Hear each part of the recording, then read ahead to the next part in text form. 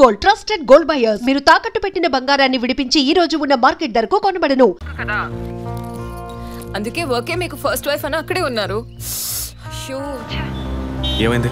గుడ్డల పైన ఆరేసి తీయడం మర్చిపోయాను. ఓకే, మళ్ళీ కాల్ చేస్తాను. బాయ్. Ready sir. ఏంటి సార్? రెడీయా? చూస్తున్నాను సార్. సార్ మీరు చెప్పిన టైం నుంచి ఫాలో అవుతున్నాను సార్. యా, కెమెరా 2 మాత్రం మ్యాక్సిమైజ్ చేయండి.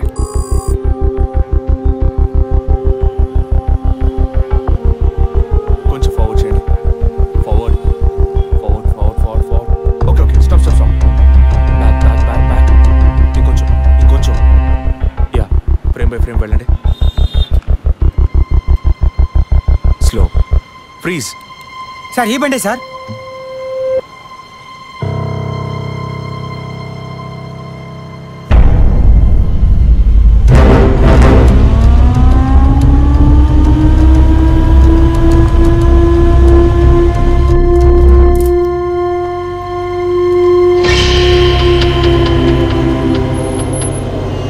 డ్రైవింగ్ సైడ్ జూమ్ చేయండి.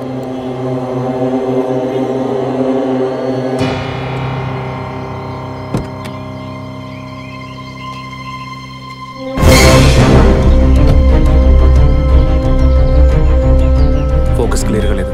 పక్క సైడ్కి రండి. Full tight.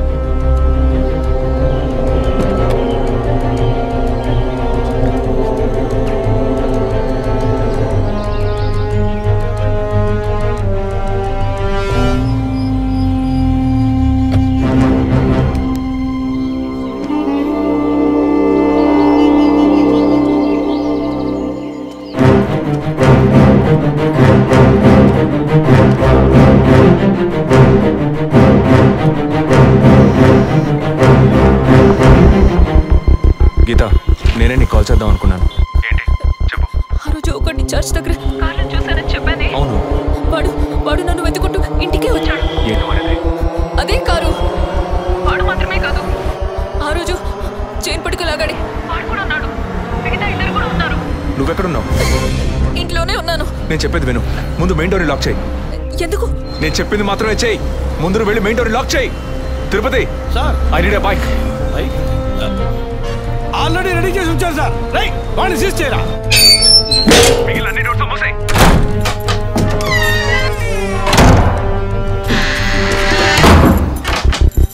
ఇంట్లో ఎవరెవరు ఉన్నారు? మా నాన్న నేను మాత్రమే ఉన్నావు. చెప్పమంటావా నాన్నకి? వద్దు, అనవసరంగా టెన్షన్ అవుతారు. ఇంకేం చేయమంటావు? పోలీస్కి ఫోన్ చేయమంటావా? కట్ చేసి మళ్ళీ చేయి. Sorry sorry sorry. సరే, డిస్కనెక్ట్ చేయకు, లైన్లోనే ఉండు.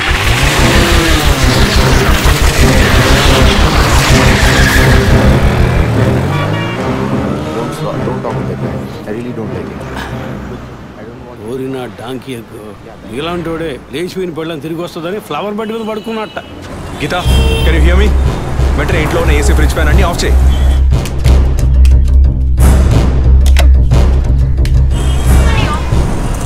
ఆఫ్ చేశాను. మెయిన్ డోర్ కి వ్యూ పాయింట్ ఉంది కదా, దాని కింద కూర్చో. నేను చెప్పేది విను. నీ తెలిసిన వాళ్ళు, ఫ్రెండ్స్, పక్కింటి వాళ్ళు ఎవరు వచ్చి వెళ్ళుకుంటే నేను వచ్చే వరకు తలుపు తెరవకు. ఓకే, మీ నాన్ని తెరవద్దాను. ఆ జర్నీ కాస్ట్ ఎవరు వచ్చినా తలుపు తెరవకు తెరవకు తెరవకు.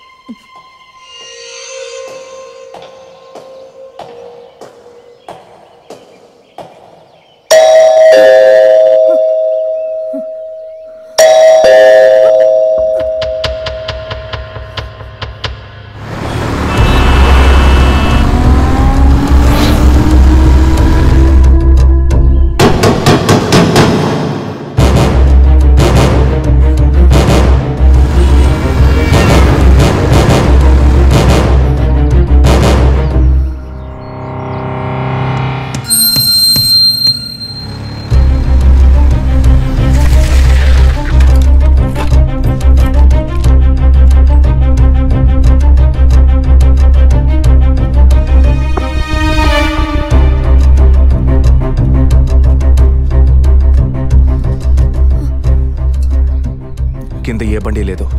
అవునవును, ఎవరు లేరు. అదే అర్థం కావట్లేదు. నేను చెప్పే వరకు తలుపు తెరవకు. నువ్వు లోపలే ఉండు. ఏయ్ సార్, ఎక్కడి నుంచి వస్తున్నావు? Second floor sir. ఇక్కడ ఏదైనా కారు ఉంటుంది చూసావా? లేదు సార్, ఏది చూడలేదు సార్. పో. Okay sir.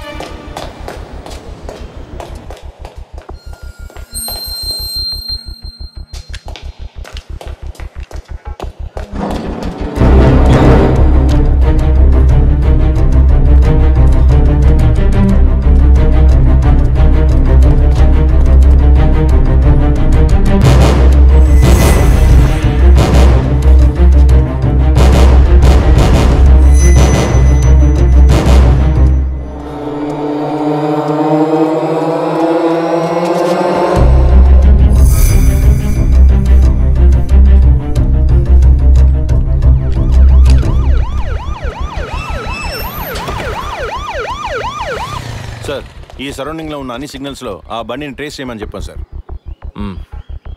చుట్టూ ఉన్న అన్ని స్ట్రీట్స్ ని తరోగా చెక్ చేయండి. Okay sir. అలాగే సార్.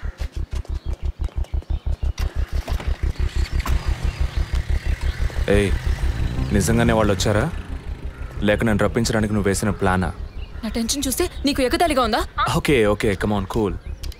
ఇక్కడ ఎవరికి తెలియకుండా 2 పోలీసులు మఫ్టీలో సెక్యూరిటీగా ఉంచాను. సెక్యూరిటీయా? అవును. ఎప్పుడైతే వాళ్ళని ఇల్లు వెతికి నిన్ను ఫాలో చేసి వచ్చారో ఇక మనం ఎంతో జాగ్రత్తగా ఉండాలి. ఒక మర్డర్కి క్లూ దొరకపోతే ఇంకో మర్డర్ ద్వారా క్లూ దొరికినట్టు మీకు నేనే క్లూ అవుతానేమో అనిపిస్తుంది. ఏయ్, ఎందుకు అలా మాట్లాడుతున్నావు? ఇంకో వారంలో ఈ కేసు పూర్తవుతుంది. అది సరే, నువ్వు చెప్పింది నిజమో కాదో నాకు తెలీదు, కానీ నీకోసం ఇంత దూరం వచ్చానా లేదా? కూల్గా ఒక గ్లాస్ వాటర్ ఇవ్వచ్చు కదా. ఎందుకు ఇవ్వాలి? సినిమాలో పోలీసులో నువ్వు లాస్ట్లోనేగా వచ్చింది. నువ్వివ్వకపోతే మా ఇల్లు ఏమైనా దూరం అనుకుంటున్నావా? అక్కడికి వెళ్ళి తాగుతాను.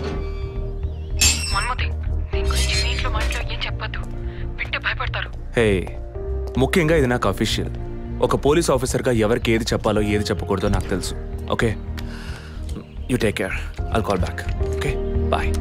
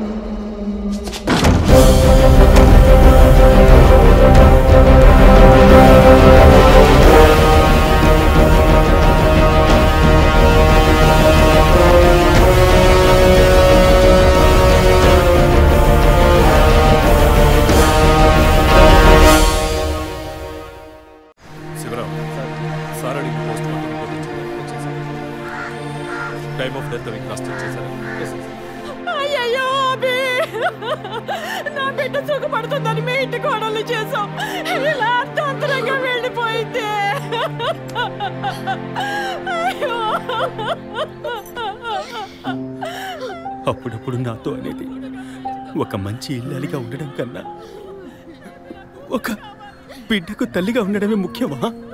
అందరూ అదే అంటున్నారు. అంటే నేను పిల్లల్ని కనే మెషిన్నేనా? నాకంటూ ఏ విలువ లేదా అని ఏదేదో అనేదిరా. కానీ ఈ సమయంలో ఇటువంటి ఘోరమైన పని చేస్తుంది అనుకోలేదురా.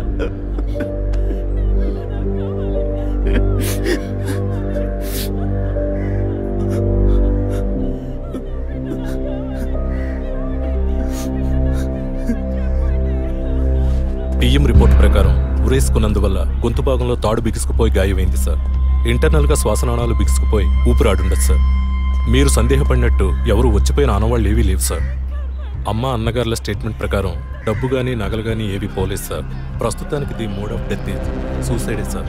బట్ కారణం ఏమిటి అన్నది మాత్రం మీ అన్నయ్య గారిని ఎంక్వైరీ చేయాలి సార్. ఇప్పుడు నిన్నేమడిగామని ఒక వంశాంకురాన్నే కదా అడిగాం. ఆ పరమాత్మ ఇచ్చే సమయంలో ఇలాంటి పని చేసి వెళ్ళిపోయావేంటమ్మా? ఏమీ తెలియనట్టు మాట్లాడకండి. మీరు అడిగినంత డబ్బు ఇస్తామన్నాక అంతలోనే నా బిడ్డని పొట్టను పెట్టుకున్నారే.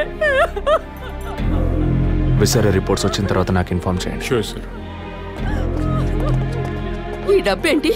ఎవరు అడిగారు? ఎందుకు ఇలా నోటుకొచ్చినట్టు మాట్లాడుతూ? మీరు అడగబడుకుండానే తను వచ్చి 50 లక్షలు అడుగుతుందా? వాళ్ళ నాన్న కూడా ఇస్తామని చెప్పారుగా. మేము 2 రోజులు ఓపిక పట్టలేకపోయారే. ఓపిక పట్టుంటే నా కూతురు నాకు దక్కేది. విన్నావు డ్రా మాటలు ఎంత నింద మోపుతున్నారో. మనం ఏం తప్పు చేసామని రా ఇన్ని మాటలు మాత్రం పెట్టారు.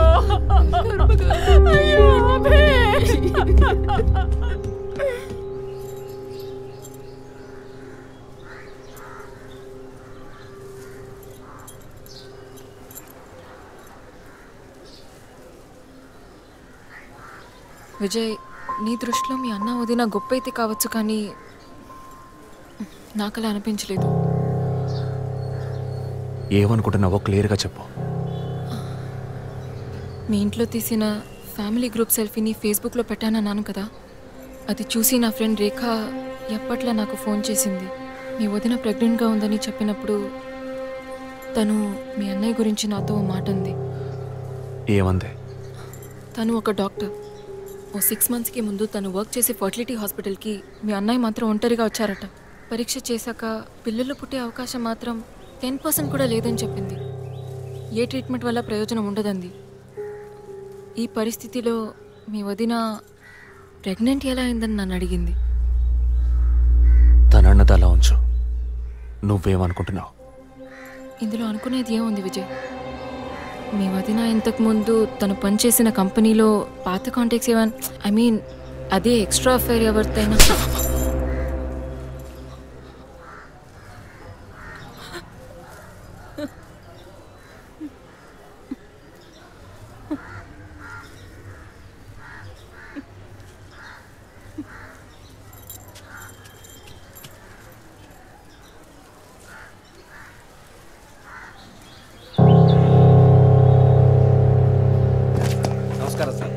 నమస్కారం sir. Good morning sir. Sir అడిగిన ఫైల్స్ అన్ని రెడీగా ఉన్నాయా?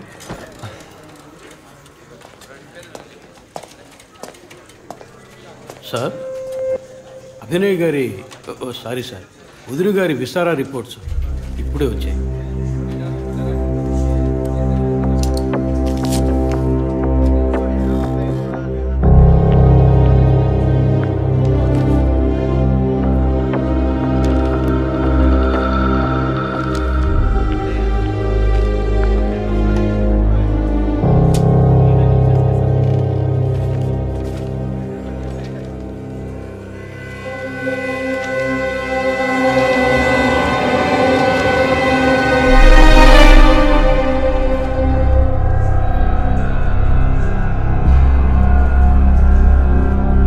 తిరుపతి సార్, జెసికా ఆటాప్సీ రిపోర్ట్స్ తీసుకురండి.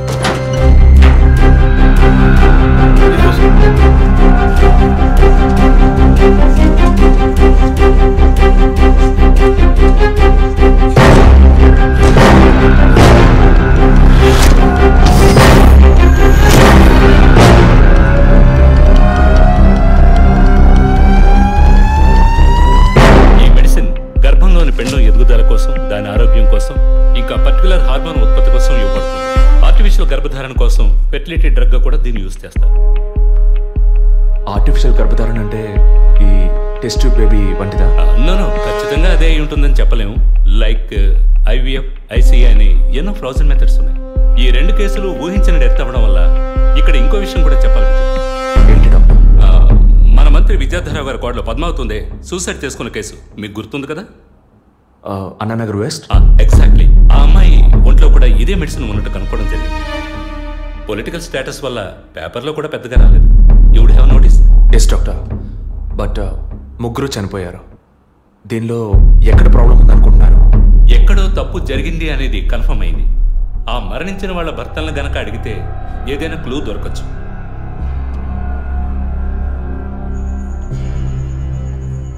నువ్వు తింటూ ఉండు, నేను మీ నాన్నకు టాబ్లెట్ ఇచ్చొస్తాను.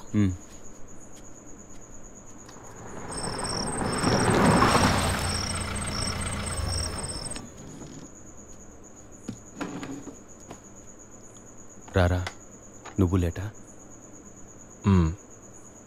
వదిన కేసు విషయం మాట్లాడి రావడం వల్ల కొంచెం లేట్ అయింది.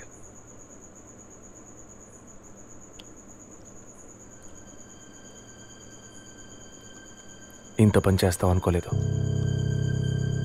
ఏంటి? నిజాన్ని దాచడం. పోలీస్ దగ్గర దాచిపెట్టచ్చు, కానీ తమ్ముడి దగ్గర దాచకూడదు. నువ్వనేది దేని గురించిరా? వదిన విషయమే. వదిన విషయమా? వదిన్ని ఎందుకు చంపావు? ఏంట్రా వాగుతున్నావు?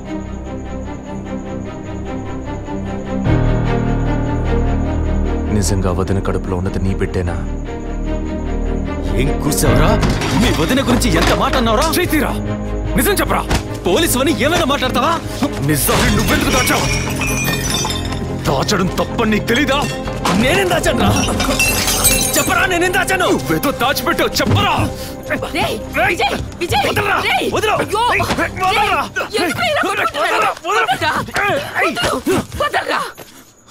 ఏమైందిరా మీకు? ఏం పనిరా ఇది? అమ్మా, వదిన విషయంలో వీడేదో దాస్తున్నాడు, చెప్పమను. రేయ్, పిచ్చి పట్టిందా నీకు? నేనేం దాచిపెట్టలేదురా. రేయ్, తను చనిపోయిందని బాధపడాల్సింది పోయి మీరు లేదు, కొట్టుకుంటారేంట్రా? వదిన తనంతట తను చావలేదు, మీరందరూ కలిసే తను చంపారు. ఏమిట్రా నువ్వు అనేది? అవును, మరి నువ్వు వీడికి పెళ్ళైన రోజు నుంచి ఎన్నిసార్లు పిల్లలని వదిన మనసుని బాధ పెట్టావు? ఎన్నిసార్లు నా ఎదురే వదిని గుచ్చి అడిగావు? ఎవరింటికి వచ్చినా వాళ్ళ ముందే ఏదైనా విశేషమా అని అడగడం. ఎవరింటికైనా పోతే ఏం విశేషం లేదు అంటాం. ఎవరో ఒక డాక్టర్, ఏదో ఒక హాస్పిటల్, నీకు కావాల్సిందల్లా ఎలాగైనా వదినకు ఒక బిడ్డ పుట్టాలి, అంతేగా? అదేగా నీకు కావాల్సిందే. ఎన్నిసార్లు వదిన అడుగుంటావు? ఒక్కసారైనా నీ కొడుకుని అడిగావా?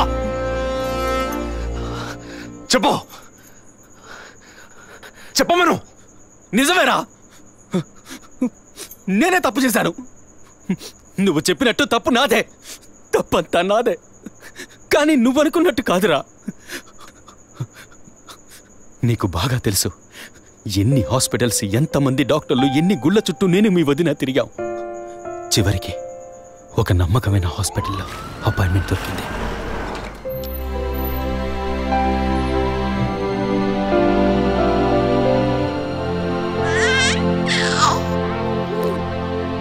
నమస్కారం. ఫస్ట్ టైం మా హాస్పిటల్కి వచ్చారు కదా? అవును డాక్టర్. ఎక్కడ మీరు వర్క్ చేసేది? ఆర్కే స్టీల్స్లో చీఫ్ ఇంజనీర్గా పనిచేస్తున్నాను. అంటే ఎక్కువ వేడి చేసే చోట పనిచేస్తున్నారన్నమాట. మీ సెక్షువల్ లైఫ్ ఆరోగ్యంగానే ఉంది. పిల్లల విషయంలో మాత్రం మీ స్పర్మ్ కౌంట్, అదే వీర్య కణాల సంఖ్య నార్మల్గా ఉన్నా మొబిలిటీ, స్పీడ్, హెల్దీనెస్ అన్ని వీక్గా ఉన్నాయి. ఇవాళ ఉన్న కపుల్స్లో 150 మందికి ఈ ప్రాబ్లం ఉంది. కారణం వాళ్ళు వర్క్ చేసే చోటు, మెంటల్ స్ట్రెస్, తినే భోజనం అన్నిటి వల్ల. ఇదేం పర్మనెంట్ ప్రాబ్లం కాదు. త్రూ ప్రాపర్ ట్రీట్మెంట్ ఈజీగా మీ వీర్య కణాల క్వాలిటీని అభివృద్ధి పరిచి నార్మల్గా బిడ్డకి జన్మనివ్వచ్చు. ఈ ట్రీట్మెంట్కి ఎన్ని రోజులు పడుతుంది డాక్టర్? కనీసం 1 year పడుతుంది. ఈ ట్రీట్మెంట్ తీసుకుంటే సక్సెస్ అవుతావా? 60% నేను గ్యారంటీ ఇవ్వగలను. మిగతా 40% మీరు నమ్మే ఆ దేవుడి చేతిలో ఉంది.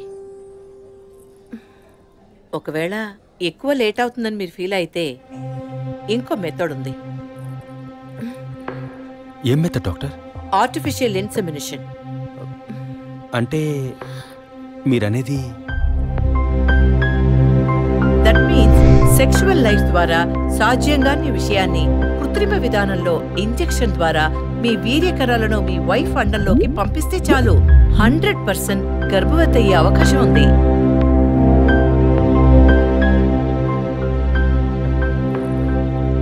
ఇందులో ఆలోచించడానికి ఏముంది? ఈ ప్రపంచంలో భర్త ద్వారా ఓ బిడ్డకి జన్మలివ్వలేని అమ్మాయిలు ఇంకొకరి వీర్యకణాల ద్వారా ఈజీగా పిల్లల్ని కంటున్నారు. మంచి అవకాశం ఉంది. పైగా మీ హస్బెండ్ది. ఆలోచించేదేముంది? తొలి రాగం చెరిపేను ఎదగెదూరం కను పాప దాటి వచ్చే కలైదారం కడుపు తడితే. అభి, నీకు సంతోషమే కదా? ఒక విధంగా నాకు సంతోషమేనండి. అత్తయ్య మావయ్య ఎలా అర్థం చేసుకుంటారో ఏమో. వాళ్ళెందుకు అపార్థం చేసుకుంటారు? వాళ్ళతో నేను మాట్లాడతాను. వద్దండి, ఈ విషయం ఎవరికీ చెప్పొద్దు. అత్తయ్య మావయ్యలు కూడా చెప్పొద్దు. విజయ్కి కూడా తెలియకూడదు, ప్లీజ్. Okay, don't worry. నేనెవ్వరికీ చెప్పను. 2 నెలల ప్రాపర్ ఫాలోఅప్ తర్వాత ట్రీట్మెంట్ తీసుకున్నాం. మేము ఇన్నేళ్ళు వెయిట్ చేసినందుకు ఒక అర్థం పరమార్థం దక్కిందనుకున్నాం. అప్పుడు మేమెంత ఆనందించామో నీకు తెలుసు. కానీ నువ్వు చెప్తున్నట్లు అత్తయ్య మావల్ని 50 లక్షలు నేను అడగలేదు, అంత పెద్ద అమౌంట్ని హాస్పిటల్ వాళ్ళు అడగలేదు. మేడం ఒకే ఒక సెల్ఫీ మేడం ప్లీజ్.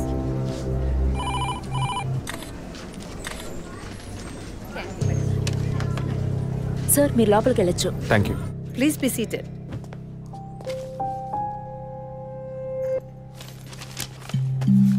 చనిపోయిన అభినయ్కి బ్రదర్లా అన్నారు.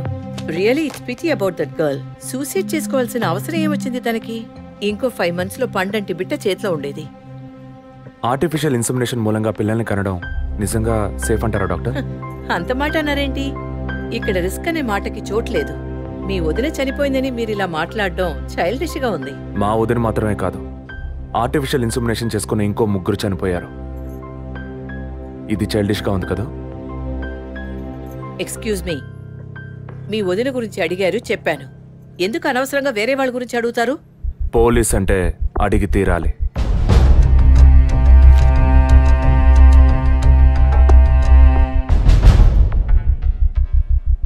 ఐఎమ్ సారీ, నేను ఇక్కడ క్యాజువల్గా అడిగిపోదామని వచ్చాను. కానీ మీ మాటలు విన్నాక ఇప్పుడు ఇది ఎంక్వైరీగా మారింది.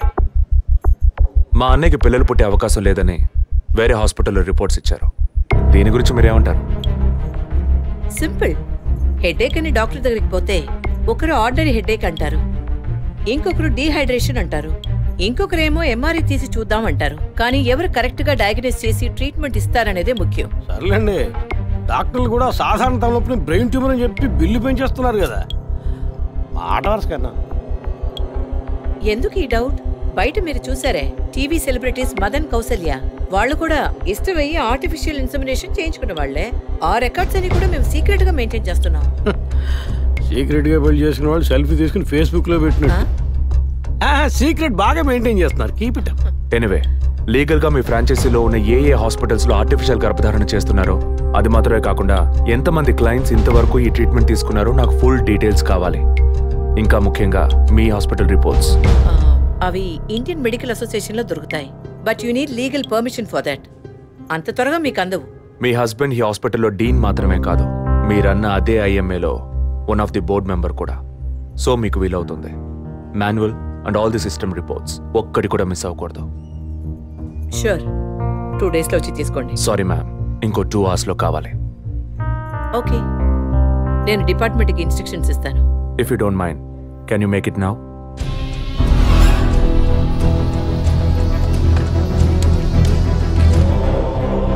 మన హాస్పిటల్లో ఏ ట్రీట్మెంట్ చేయించుకున్నా all patients full details send me immediately.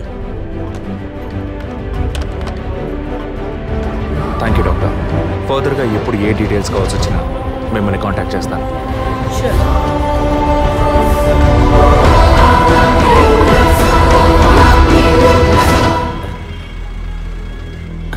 పాలు సెలూన్ సార్. షేవింగ్ ట్రిమ్మింగే సార్. నేనటి న్యూస్ పేపర్ ఉంటే వెళ్ళి తీసుకురండి. అలాగే సార్. ఇదిగో సార్.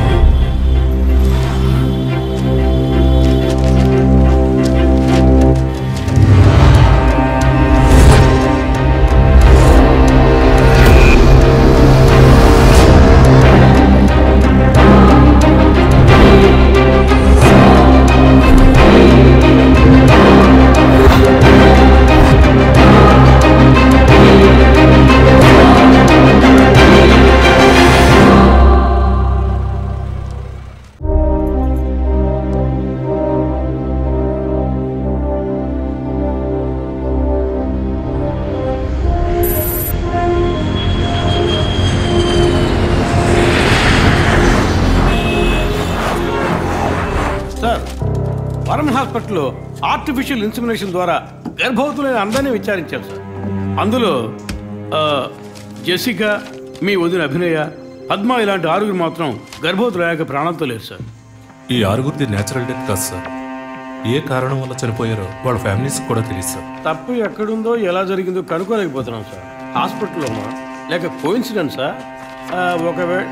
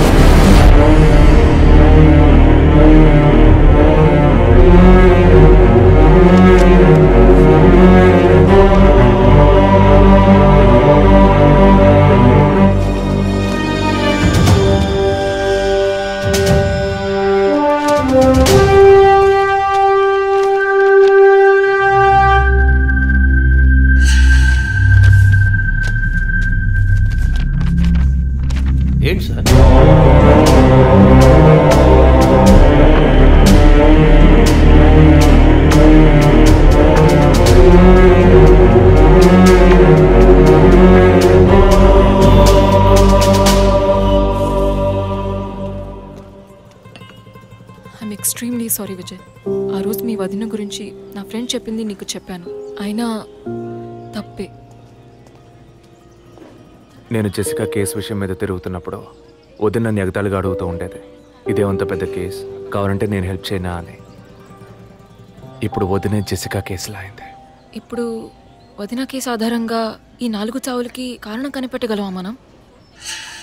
23. అదే దీనికి సమాధానం చెప్పాలి. ఆ హాస్పిటల్లో మాత్రం ఈ 6 ఏళ్లలో 436 ఆర్టిఫిషియల్ ఇన్సుమినేషన్ ట్రీట్మెంట్లు జరిగాయి. అందులో 6 పోయారు. వీళ్ళు మాత్రమే కాకుండా మిగిలిన వాళ్ళ ఫైల్స్లో 23 అన్న కోడ్ను ఉపయోగించారు. అంతకన్నా ముఖ్యంగా అన్నయ్యకి ఇంటో వాళ్ళకి తెలియకుండా వదిన వాళ్ళ అమ్మ నాన్నని 50 లక్షలు డబ్బు అడిగింది.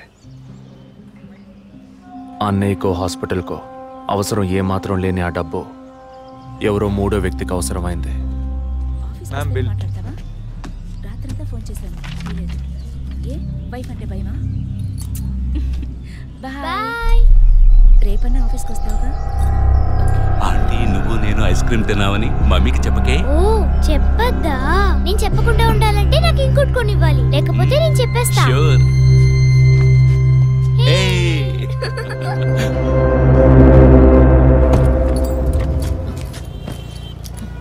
నీకు అర్జెంట్ కాకపోతే నన్ను స్కూల్లో కొంచెం డ్రాప్ చేస్తావా? ఇప్పటికే లేట్ అయింది. గీత, ఏమిటి? జరుగుతున్న ఇన్సిడెంట్స్ని బట్టి చూస్తే ఇది బ్లాక్మెయిల్ ఎందుకు కాకూడదు?